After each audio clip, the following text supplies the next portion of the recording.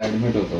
त्या रॅकमध्ये मला मेडिसिन वगैरे काहीच चालू नव्हतं. पण आता इथं मी 27 तारखेला ॲडमिट झालो. 27 मार्चला ॲडमिट कुठं झालो. संवादमध्ये का? हां, संवादमध्ये ॲडमिट झालो 27 मार्चला. 3 दिवस मला ऑब्झर्वेशनमध्ये ठेवलं होतं. ऑब्झर्वेशनमध्ये मी राहिलो.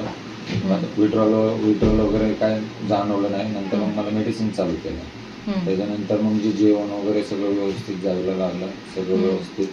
जी मला इच्छा व्हायची की इथून बाहेर जाऊन हे ड्रिंक करावं, हे करावं. घरच्या व्यक्तींचा राग असायचा मनात की मला कंटिन्यू रॅबलाच टाकतात, हे करतात, ते करतात. तो राग मनातनं सगळा निघून गेला की असं की आता महिना झाला की घ्यायला येईल. मला तर गेल्या या रविवारी येऊन गेली.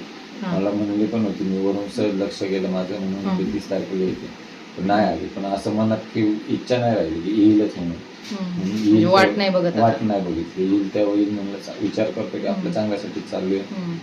अजून 15-20 दिवस वाट बघू, येईल कधी ना कधी येईल. पण मला मेडिसिनचा फरक भरपूर प्रमाणात जाणवतो. मी मेडिसिन जर कंटिन्यू चालू ठेवलं तर बाहेर गेलं तरी मी माझा म्हणजे पाय तिकडं वळायचा नाही.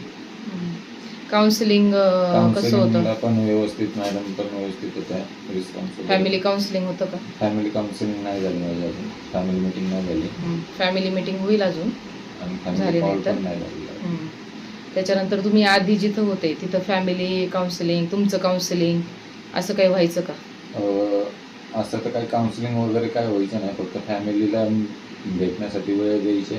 फॅमिली आम्ही समोरासमोर बोलणं व्हायचं. कसं व्यवस्थित आहे का वगैरे हे ते तेवढंच. त्याच्या व्यतिरिक्त काही नाही. आणि एखादा पेशंट त्रास द्यायला लागला दुसरीकडं तर त्याला मारहाण व्हायची का? त्रास द्यायला लागला तर लयच त्रास दिला तर त्याला वगैरे बांधून वगैरे ठेवायचं. हॅल्युसिनेशन वगैरे मध्ये गेला तर त्याला बांधून वगैरे ठेवायचं. तुम्हाला असं मेजर काय डिफरन्स वाटतो? तुम्ही आधी पण ऍडमिट होते 2-3 वेळा, आता इथे ऍडमिट आहेत, तर त्याच्यातलं औषधांचं तर तुम्ही सांगितलंच की औषधं व्यवस्थित आहे तिथं. जे आधी तुम्हाला औषध उपचार तुमच्यावर झालाच नव्हता. त्याच्यामुळे तुम्हाला औषधांनी सगळ्यात चांगलं असं वाटतंय. भरपूर. बाकी अदर ऍक्टिव्हिटीज, लेक्चर्स वगैरे असं काही व्हायचं? तिथं म्हणजे दुसऱ्या रॅबला ऍक्टिव्हिटी वगैरे काहीच नव्हतं. लेक्चर फक्त चालू असायचं. लेक्चर म्हणजे ते पण दर आठवड्यातून एक दिवस बाहेरून लेक्चरर येणार. ते पण सकाळी 11 ते 12:30 पर्यंत लेक्चर, 1.5 तास लेक्चर व्हायचं तेवढं. जर लेक्चरर नसेल तर इतर दिवशी 1 दिवसा किंवा 2 दिवसांनी सर जे डॉक्टर होते ते लेक्चर द्यायचे. आणि आता आपल्याकडे बीपी चेक होतो, पल्स चेक होतं, वेट होतं 8-10 दिवसात. तिथं तसं 15 दिवसांनी एकदा बीपी चेक व्हायचं, पल्स चेक. आणि जे डॉक्टर आहेत किरण चव्हाण सर, सायकॅट्रिस्ट आणि डिॲडिक्शन स्पेशलिस्ट,